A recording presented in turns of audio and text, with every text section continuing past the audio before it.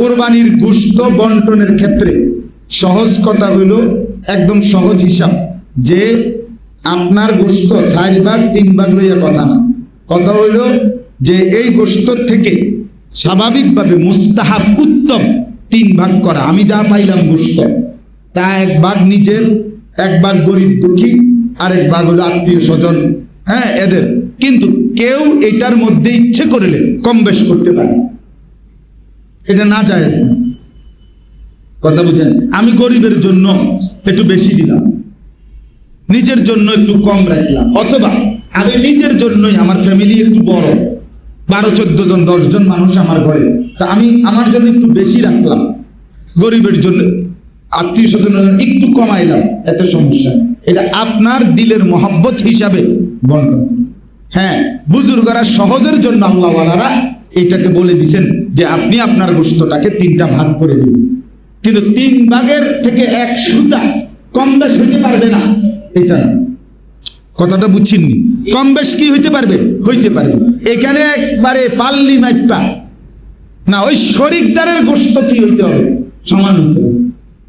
কথাটা বুঝছেন? মানে আমরা 4 জনের কোরবানি দিলাম, তো এই শরিকদারের মধ্যে কি হইতে হইব? মাইপা দিতে হইব। কিন্তু ওই যে আমার গোশতটাকে যখন আমি গরিবকে দেওয়া, আত্মীয় স্বজনকে দেওয়া, নিজের জন্য রাখা, এইটার মধ্যে একেবারে মাইপা একুরেট হইতে হইব, এটা জরুরি। এনে কম বেশ হইতে পারে প্রয়োজনের আগে। বুঝছেন কথাটা? যেমন অনেক সময় আমরা, যেমন আমাদের মাদ্রাসায় অনেক সময় অনেকে কোরবানি দেয়, ডাইরেক্ট 1 শরিক কোরবানি উনি টাকাই দিয়ে দিছে, তো ওইটা গরিব অসহায় ছাত্র বা অন্যদের জন্য দিয়ে দেওয়া হয়। আমার শায়েখ আল্লামা মুফতি মুশতাকুর নবী সাহেব, ওনার সুদর্ণপুর মাদ্রাসায় প্রতি বছর 14, 15, 12টা গরু ঈদের পর দিন জবাই হয়।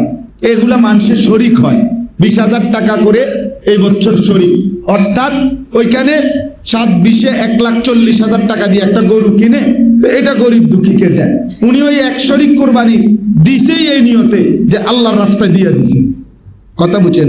কাজেই এটা কি হইতে পারে? কম বেশ হইতে পারে, এটা কোনো টেনশনের বিষয় না।